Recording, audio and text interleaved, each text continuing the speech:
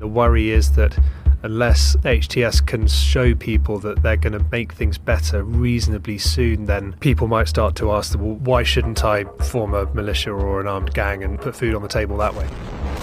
We will measure our success not only by the battles we win, but also by the wars we end. Right now, all eyes are on Washington. But who's actually watching Europe at the moment? Zelensky wants to make a deal. I don't know, Putin does, he might not, I don't know. 两岸同胞一家亲，谁也无法隔断我们的血脉亲情。 Israel and Hamas have finally agreed to a ceasefire deal after months of delicate negotiations. I'm Venetia Rainey and this is Battlelines. It's Monday, 27th of January 2025. Today, I'm joined by our new Middle East correspondent, Henry Bodkin, to discuss the biggest headlines from the region, including what the latest hostage release tells us about Hamas's strength in Gaza and why one Israeli woman was left off the list. Henry also talks about his recent trip to Syria when he went out on the road with ruling party Hayat Tahrir al-Sham to answer the question, can they be trusted? Plus, Roland Oliphant joins me to explain why Congo's foreign minister has accused its neighbour Rwanda of declaring war. Let's start in Gaza, where the Israel-Hamas ceasefire is still just about holding. Welcome to Battlelines, Henry. Can you start by telling me a bit about who was released over the weekend? Yeah, well, the four hostages, they were all young, between 19 to 20 or 19 and 20 years old. They were all women. The key thing was they were all serving on-duty IDF soldiers on October the 7th, and they were captured in that capacity, as it were. And so that was quite odd that they were slated for release when their names were published by Hamas on Friday. Many people in Israel said, well, hang on, this is quite strange. Civilians should be first, and there are a number of named female civilians on the kind of starter list of 33 for this phase of the hostage release deal, who technically should have been released instead. And that, of course, prompted widespread worry as to the welfare of these women. Were they actually alive, or did Hamas have control of them? It's an issue that we encountered in the first hostage release deal back in December 2023, that people that were supposed to be released actually weren't under the control of Hamas. They were under the control of a different terror group, Palestinian Islamic Jihad. So Saturday was a strange day because Netanyahu's office cried foul and said, Hamas, you've breached the terms of the deal, which is obviously the world kind of held their breath and thought, oh God, no, this is, it's all falling apart at the end of week one. But the four women were released. They were released with great theatre, if you can use that word, by Hamas, similar to the week before, that perhaps even more extravagantly. They were marched on stage. There was some sort of desk up there, and they were handed their certificates and their kind of leaving goodie bags. So they got out, and Palestinian prisoners were released at the same time as per the deal. But at the same time, Israel continued to cry foul, and we found out that the IDF were reportedly preventing Palestinian civilians from heading north in Gaza because of this apparent breach. So we're talking here about Arbel Yehud, aren't we? The female civilian who was captured on October the 7th. And we believe her to be in the hands of a Salafist organisation linked to Islamic Jihad. And that's why Hamas weren't able to hand her over. But she's supposed to be in a good condition, certainly alive, and released later this week. Is that right?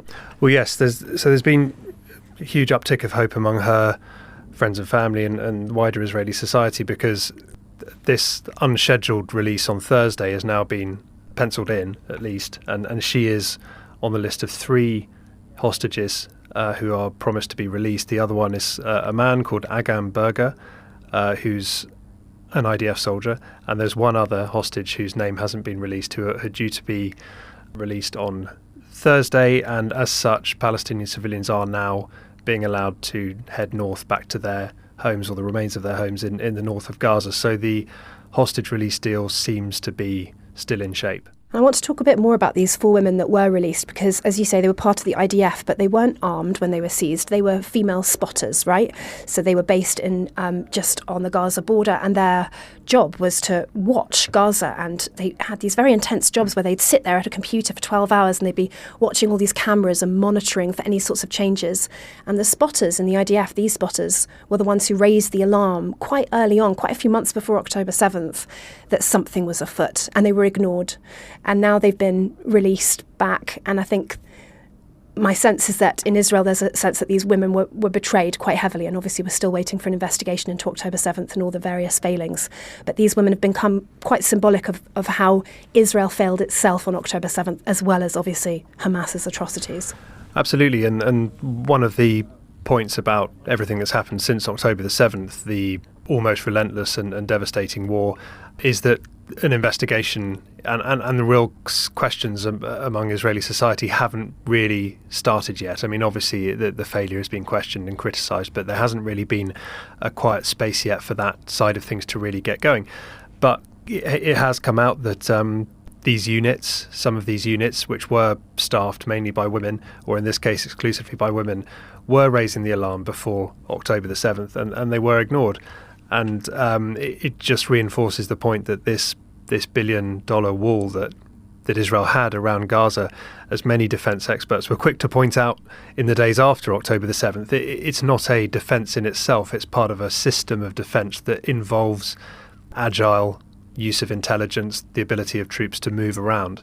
And if commanders aren't reacting to intelligence tip-offs or surveillance tip-offs from their own people, let alone from sources or assets, then the system doesn't work, and it didn't work. And so, yes, I think there is a huge feeling among Israeli society that these women were let down by the system on October the 7th, and that they should rightfully be repatriated fairly high up the list. Yeah, and we should also mention that the head of the IDF actually resigned last week, Lieutenant General Herzi Halevi, and in his letter he said that the IDF had failed in its mission to protect the citizens of Israel. He was talking specifically about October 7th. My responsibility for the terrible failure accompanies me every day, every hour, and will be so for the rest of my life. Well, we're still waiting, obviously, for a proper investigation into October 7th, and it seems unlikely while Netanyahu is in power because of the risk it will probably cause to his political reputation. I want to pick up on something else that you mentioned, and that was the theatre around Hamas's release of these hostages. As you said, it was even more theatrical than the week before. What message do you think they were trying to send? I think there are two principal messages. The first, as with the initial week, is we're still here. We're still a serious fighting force. I think you have to notice the quality, if that's the right word, of their uniforms. They looked smart. They looked uniform. Their weaponry, which was personal light weapons, rifles and so on, looked in good shape. They looked disciplined. And that in itself sends a huge message. When you say to the world, we've been bombarded and hunted through the tunnels for 15 months and we're still here, it's supposed to send a huge message that Israelis' method of warfare has been futile. Now, a lot of people have pointed out that, I think to quote one expert, every family in Gaza has a gun in their home, which is almost certainly an exaggeration. But the point is that it's not hard to find a bunch of AK-47s and probably to press a few uniforms and to turn out smart. The question is, do they have any of the more strategic weapons and assets that they need to be a proper fighting force? And the general consensus is at the moment, no, because of the IDF action. But certainly the way they turned out on both Saturdays was supposed to tell the world we're still here, we're still a serious force. And they did look together, they did look disciplined. And the camera angles were quite interesting because obviously they controlled those, so they could put it out as if there were lots of them and they were controlling the vast crowds and so on.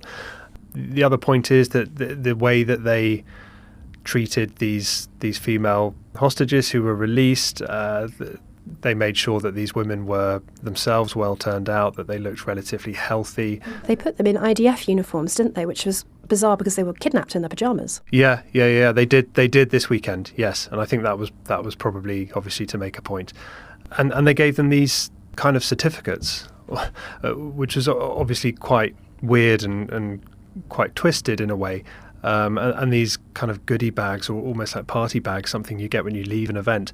But I think really they're not talking to Israel. They're not talking to probably Europe or America. They're maybe talking to the rest of the Arab world or the rest of the Muslim world to say, we are a legitimate organ of resistance, and we may not fight in the same way as the IDF, but we are governed by morals and so on as well. And I think the theatre of the way that these women were released was probably all part of that effort to push out that message. You've written about some of the Palestinians who were released in exchange for these hostages. What can you tell us about them? Big picture is that there's a very broad age range. The youngest was 16. The oldest was 69. He's someone called Mohammed Al-Tous, who spent 39 years in prison for an alleged terror attack in the 80s. So he's become the kind of elder statesman of Palestinian prisoners, and his release was very symbolic. A lot of Palestinians will have known his name. More than half of those released so far have been serving life sentences. A number of them are multiple murderers, have been involved in terror attacks on civilians. This was expected. A list of, I think, just over 700 potential releasees have been put out before this all started, and people have poured through them, and a lot of them are convicted terrorists. Some of them are people who haven't faced charges at all but have been held under something called administrative detention in Israel, which is very controversial. And I think there's a couple of points to take from it.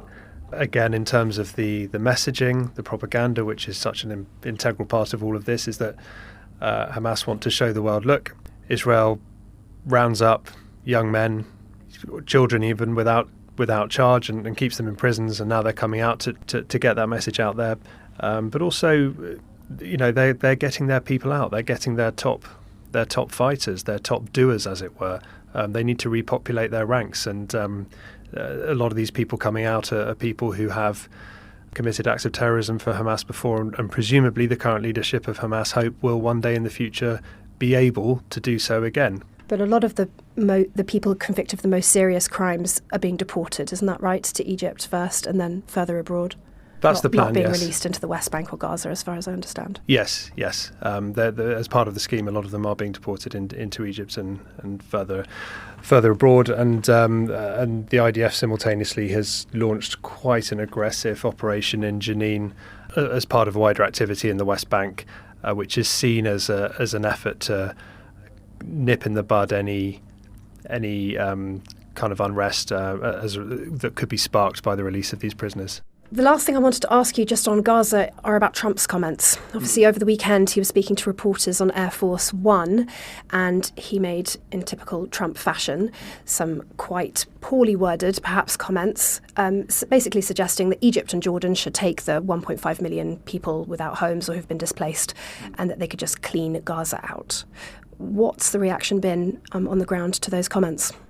Well, I mean, obviously the Palestinian voices, the more moderate voices in the Palestinian Authority in Ramallah have been warning about this since October the 7th. They've been saying that Israel's operation in Gaza is not to eliminate Hamas, because that's not really possible, but it is ultimately to destroy it as a viable place for the Palestinians there to live. And so when Trump says these comments, a lot of Palestinians turn around and say, we told you so, this was always part of the plan, that the Israelis and their supporters in the US want Gaza for themselves. They don't want a Palestinian population living there. And of course that goes on to the claims of ethnic cleansing, of genocide. Now, on the other hand, this will be music to the ears of people like Itamar Ben-Gvir, until recently the Interior Minister, or the Security Minister I should say, who resigned at the hostage deal because it meant an end to the war. Those like him want the war to continue until Gaza is not a viable home for a Palestinian population. It's an outrageous proposition for the Palestinian people, because it, as they see it, would tend to justify Israel's behaviour over the last 15 months. And for Egypt and Jordan, obviously very controversial, given they have their own Palestinian populations, Jordan in particular, quite a significant one that has historically caused quite a lot of trouble for the Jordanian government. So not one that they've received well either, right? Absolutely not, no. They've said all along that this war cannot result in the displacement of large numbers of extra Palestinian refugees in their countries. As you say, firstly because they've already got, particularly in Jordan's case, they've already got a lot anyway, and it doesn't make life easy for them. And also because these regimes, they have to worry about their base, the opinion on the street in their parts of the Arab world, and they don't want to be seen as complicit in the ethnic cleansing of Gaza.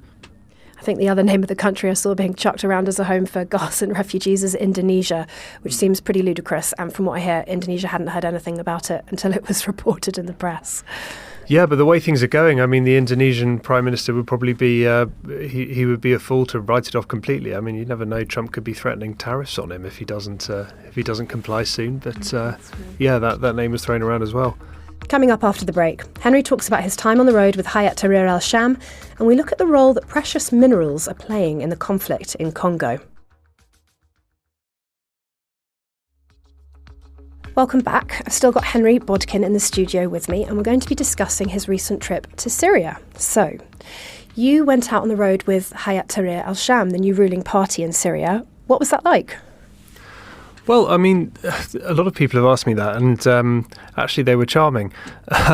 And despite being armed to the teeth and clearly with rather a sort of serious look on their faces, they looked professional, they looked well motivated, which I think is crucial because something's got to hold Syria together at the moment. And much has been talked about the fact that the roots of HTS is as an Islamist jihadist organisation. They insist that they aren't anymore, but their fighters certainly. And they're one of the dispatches we wrote. I talked about all the guns they'd captured and all the exploding bullets lined up on the windowsills next to a bunch of Qurans. Now Syria is quite a religious country, so there are Qurans everywhere. So I don't want to read too much into that. But they're hardly being paid anything, so they have to be motivated by something. And at the moment, they seem perhaps motivated by a kind of a duty towards Syria that's founded in their religion. They seem motivated to treat the local populations by and large well, and to behave fairly, and to try and impose some semblance of normal law and order, which is crucial because that's what keeps the population's confidence in them.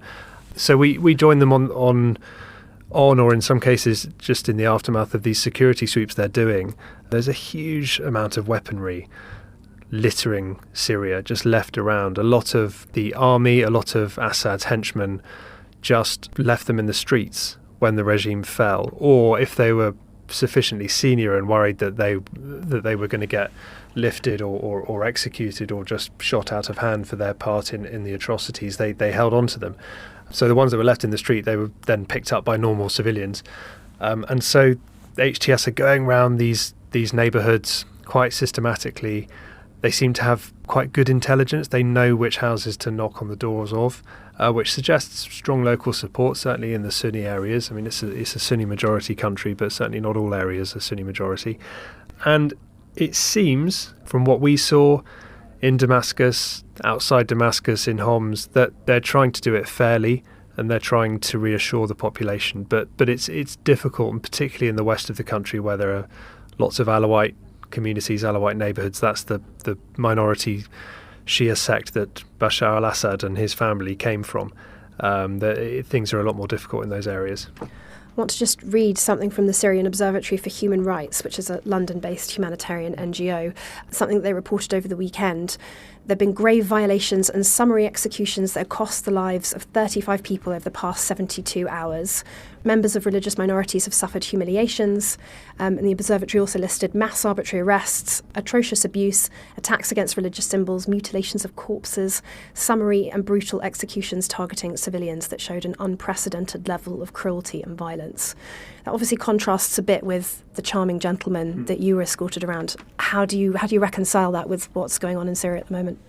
When these reports crop up, and the Syrian Observatory for Human Rights seems to be very well informed and to play with quite a straight bat, it raises a question initially as to whether these atrocities were done by HTS, and if so, whether these were local HTS people acting out of their own initiative, out of a lack of discipline, or whether it was done by others in a relative security vacuum created since the fall of Bashar al-Assad. There's a lot of misinformation going around. I'm not saying that the observatory is prey to it, but that certainly Iran and Russia are putting a lot of stuff out there, which is making the situation seem worse than it is.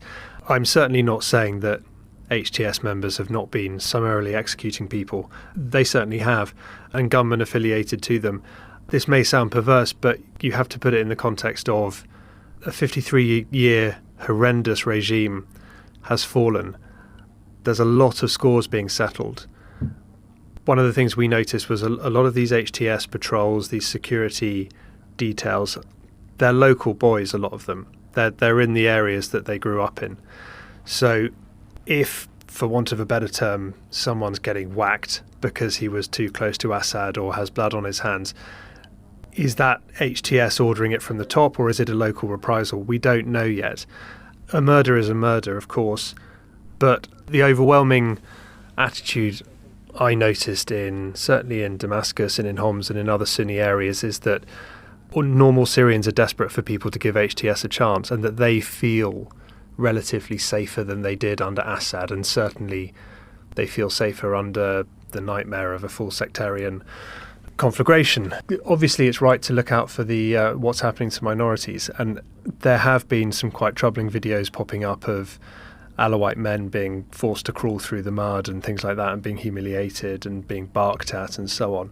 So I think probably that has happened to an extent, but then there's been reports of HTS working quite hard in some of the western regions to keep sectarian Sunni crowds away from Alawite crowds and away from their properties. I think there's a problem in quite a few parts of the West where these Alawite majority towns and villages are, where it's not so much that people there are holding a flame for Bashar al-Assad. I mean, I'm sure many of them would prefer him still to be in power because they profited from it enormously, but they just don't trust HTS yet to give up their weapons. They don't know what's going to happen if they do, and whether they'll be massacred. Certainly there's been quite a lot of reports of HTS trying to go about this in a sensible way, of sort of sending an emissary up to a village or a town or a neighbourhood where the Alawites are in the majority, and saying, look, could you give up your weapons, please? Can we do this in a civilised way? Can we talk about it?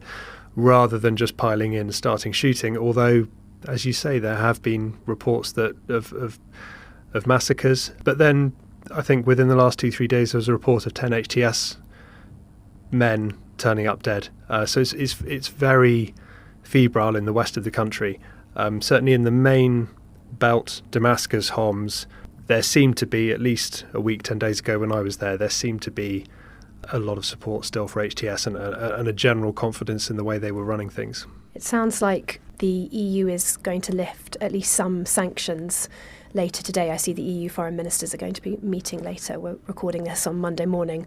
The French foreign minister said that regarding Syria, we're going to decide today to suspend certain sanctions that had applied to the energy and transport sectors and to financial institutions that were key to the stabilisation of the country. So that suggests that there is starting to be some international buy-in to help stabilise Syria and support HTS as the legitimate rulers of Syria. European governments have been quite on the front foot. I think France, Italy, Germany are the main ones, and probably others to have sent their foreign ministers since the fall of Assad. And EU lifting various sanctions would be a pretty massive step. I mean, the US tinkered with a few things a couple of weeks ago to sort of temporarily lifted a couple of sanctions to make things a bit easier, but that would also be huge if the US lifted sanctions. I did get the feeling when I was there that the window for this sort of thing is reasonably small. You know, Syria is a beautiful place in many ways, and there's great population, and it's clearly got great potential, but it's also, in terms of governance, a total basket case. Not just because the previous regime has been knocked over, a lot of the structure of the previous regime has been deliberately held on to. They don't want to repeat the mistakes of Iraq in 2003, but the problem was that it was built on total kleptocracy, total corruption. In certain senses, they are starting from scratch, and they really need some help. And it's difficult to live there at the moment. There's not much electricity. A lot of things don't work, and the worry is that unless HTS can show people that they're going to make things better reasonably soon, then, and we talked about all those weapons that are still hiding under people's beds, people might start to ask, why shouldn't I form a militia or an armed gang and put food on the table that way? So sanctions being lifted is a big step. We had Hamish de Bretton-Gordon on a couple of weeks ago, who has followed Syria very closely in terms of chemical weapons and chemical weapon attacks. And he was saying a very similar thing about there being quite a small window, actually, for the international community to help the new government get on its feet. You also went to the same site that he went to in eastern Ghouta, which was the site of a deadly sarin attack in August 2013. What did you find? How is the investigation going into trying to prove that this was a chemical attack? The opportunity now is there for a proper investigation to happen, but it's not happening yet.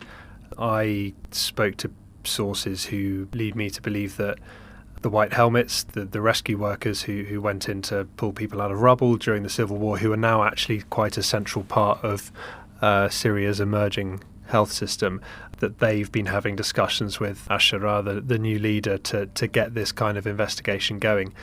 I mean, samples did come out after the 2013 attack, and there was eyewitness testimony and videos, and so the evidence was there, but I'm sure people will remember it all got very murky. Russia obviously denied it, and then you had people in the West who perhaps it genuinely wasn't convincing for them, or perhaps they were looking for a reason not to back military action, which was, of course, Barack Obama's red line, but the people such as Ed Miliband calling for more evidence. Well, it's all going to be there.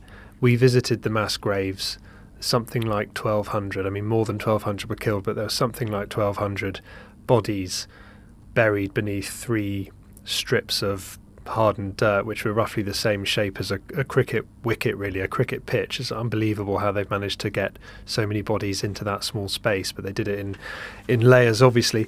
And sarin gas is not what's known as a persistent gas, so it's not like mustard gas. So once you get down to the bodies, it won't kind of pervade the bodies in the way that mustard gas does decades afterwards, but the DNA signature will be there in the teeth and the bones and things like that. So the evidence is there. Ghouta's not particularly safe, so the new regime would have to secure it, but I don't think there's any reason why they couldn't do that. There are international organisations who do these things properly. A lot of them are based in The Hague, and I think they're dying to get in. And then just finally, you wrote another story for us about looting by Assad's henchmen removing cancer drugs from the market in Syria. Can you tell us a bit more about that? So yeah, we had an extraordinary chat with an extraordinary person called Dr. Hazem Bakler, who's now taken over as the head of the Syrian Arab Red Crescent, so their version of the Red Cross. And he's extraordinary because he was quite senior in it under Assad during the war, but the people kept trying to kill him. He survived a number of shooting attempts and bomb attempts, and that was because he was calling out the fact that Assad's henchmen were trousering the supply warehouses for their own personal profit, selling off all the drugs, selling off all the medical equipment. So anyway, he left and narrowly escaped being killed, and now he's back as president of the whole thing, and he's warning basically that Syria is all but out of cancer drugs, which is a horrendous thing. And this applies all the way through the country, and it's not just cancer drugs. Dialysis is in a terrible state. If you're diabetic, it's an absolute nightmare trying to get hold of the insulin or whatever substances you need. So for his part, from the Syrian Arab Red Crescent, because they're getting plane loads in from Saudi, from other places, a very important symbolic thing for him is that he's cutting the warehouses out of it, because the warehouses just became a shop for the black market criminals to come and buy the drugs and put them onto the black market. So they go straight from the tarmac, from the aeroplane, out into the clinics. Obviously a huge number of staff have changed because a lot of corrupt people had to go. The situation is pretty parlous, and we spent a fair bit of time up in Homs talking to health officials, and a lot of them have come in from Idlib, which was the northwestern part of the country which never fell to Assad and was where the rebels held out and where they broke out from originally in November, December. So a lot of the people who are now, for example, the head of the health directorate in Homs were working up in Idlib, and they got down to these major cities which were still under Assad control, which had never fallen to the rebels, and they were absolutely flabbergasted, and they said the health there is worse than it was in the rebel-held areas. And bear in mind that the rebel-held areas, places like Idlib, a lot of it is just rubble. But they said you got better healthcare under the HTS held areas and the rebel held areas because it was just so corrupt under Assad. And so they're trying to build the health system up from the ground up now. And like with everything else, they're desperately trying to get stuff in from abroad. Now, I think there are exceptions to sanctions when it comes to medical products and equipment, but like as with everything else, they're really looking to the rest of the world to help. Thanks so much for sharing your stories with us. We'll make sure to link to those in the show notes. Henry Bodkin, our Middle East correspondent. I'm sure we'll be hearing lots more from you in the weeks to come. Now, I'm joined in the studio by my co-host, Roland Oliphant. Hi, Roland. How are you doing? I'm very well, thank you. So let's talk about Congo. Over the weekend, Congo's foreign minister accused its neighbour Rwanda of declaring war. Why? Over the past kind of 24, 48 hours, there have been very rapid developments in the east of Congo, right up against the border with Rwanda. And basically, a rebel group called M23, we'll get to their name later, has assaulted and now says it's captured Goma, which is the biggest city. It's a city of 1.5 million people, basically bang on the border with Rwanda. M23 are believed not just by the DRC government, but by the United Kingdom, the United States, France, the United Nations, to be not just backed by Rwanda, but basically to be a Rwandan proxy group, armed, supplied, guided, and it's widely believed that Rwanda has got its own conventional forces embedded with them. So that's why, big assault. It looks like they've basically taken over Goma overnight, and as you say, the DRC saying basically Rwanda's declared war on us. So who are the M23 rebels? What do we know about them and what they want? Okay, so the M23 are an ethnic Tutsi rebel group, which is significant because it's a majority Tutsi government over the border in Rwanda. The M23 stands for March the 23rd, 2009. That's the date over the accord that ended a previous Tutsi-led rebellion in eastern Congo. M23's kind of raison d'etre, their big cause is that the Congolese government has not lived up to the terms of that deal, and they say they're fighting for justice under that deal. They had a revolt in 2012. They were then subsequently defeated. They've reappeared in 2022. Now, they say what part of the reason they're fighting is to combat the ethnic Hutu militias, who include perpetrators of the Rwandan genocide, and the Rwandan government, which denies that it's involved with them, also kind of says, well, if we were involved, it would just be to defend ourselves against those genocidaires who are still at large because the Congolese government hasn't dealt with them. What's at stake in Congo? We hear a lot about it being mineral-rich in areas. What exactly do they have, and what are these rebel groups chasing? Give us you some context. I think part of the reason everyone's really focused on what's happening there, this part of Congo, northern Kivu, it is really, really rich in all those metals that are in massive demand because of the global energy transition, because of modern technology. It's the same reason that Donald Trump is interested in Greenland. It's another reason why Mongolia is very interesting at the moment. Basically, this part of Africa is full of that stuff. One is something called coltan. Coltan is in everything. Smartphones depend on it. So it's become really, really valuable. And Eastern Congo is a big source of it. In spring last year, M23 captured a place called Rubaya, which is near Goma, which is a really key coltan producing mine. And the United Nations says that has brought them massive, massive revenues because, of course, the mining hasn't stopped there. So when people are looking at this and people are asking, like, the large assumption by most observers, I think, is that Paul Kagame, the president of Rwanda, is the big decision maker here. Why would you suddenly want to, grasp control of a large part of Eastern Congo? Well, there's an obvious financial incentive. How did they seize Goma so quickly? What happened? So M23, since they re-emerged in 2022, they started off with this little kind of thumbnail of land kind of backed up against the Rwandan border, but they expanded quite quickly. I mean, by the end of 2024, they were basically surrounding Goma on two sides. So Goma is at the top of Lake Kivu. On the eastern side of Goma, that is literally it's the Rwandan border. And then M23 had the land to the north. And then along the lake, there was a place called Sake, and that was the last road into and out of Goma. That fell on Thursday last week. There was a big battle there. There were some South African peacekeepers who were basically taken by surprise. South African press reports they were fighting ferocious battles and they ran out of ammunition. We think they're still there in their base, but surrounded. But basically, Sake fell. That was it. Then the M23 declared, okay, we're closing the airspace over Goma using air defence missiles. Or where did they get the air defence missiles? The United Nations says Rwanda. Rwanda says nothing to do with us. So that's the air bridge gone. No way to resupply. So on Sunday, they issued an ultimatum saying we want government forces to surrender by 3 a.m. At 10 p.m. local time on Sunday evening, they said, no, we've actually captured it. Now, on Monday morning, artillery fire and small arms fire could still be heard. Sky News' Yusa El Gabir, who is there, says that there are reports that about 350 Congolese special forces are still holding out on Mount Goma, which is this it's basically a big hill in the middle of town, down by the port, but they've got nowhere to go. The only way out is across the lake, and we believe the M23 have shut down transport across the lake. So quite a rapid collapse of the Congolese forces there, but also a very big United Nations peacekeeping force, which we understand has been ordered to withdraw to its bases. More than 10 UN peacekeepers have died. Several of the South Africans have been reported killed in fighting over the past several hours. But then there's the other element of the mercenaries who are fighting there. So over the past couple of years, it's been reported that the Congolese government was increasingly relying on foreign security companies, including from Romania. This morning, we have a statement from the Romanian Ministry of Foreign Affairs saying there are a large number of Romanians stuck in Goma whose families have appealed for consular support. It doesn't mention what they are. We understand that they are mercenaries, security contractors, and so on. There are reports that they've been surrendering their weapons and seeking refuge with the United Nations. So at the moment, this looks like a really big victory for the Rwandans and M23. And just to add to the complicated picture, we've got reports this morning from the United Nations that Rwandan regular forces are firing on or exchanging fire with Congolese forces across the border and may have crossed it at certain points.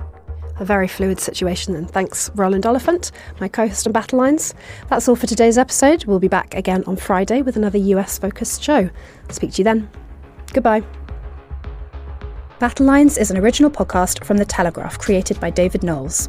If you appreciated this podcast, please consider following Battlelines on your preferred podcast app.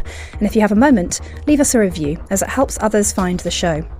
To stay on top of all of our news, subscribe to The Telegraph, sign up to our Dispatches newsletter, or listen to our sister podcast, Ukraine the Latest. You can also get in touch directly by emailing battlelines@telegraph.co.uk or contact us on X. You can find our handles in the show notes. Battlelines is produced by Yolaine Goffin, and the executive producer is Louisa Wells.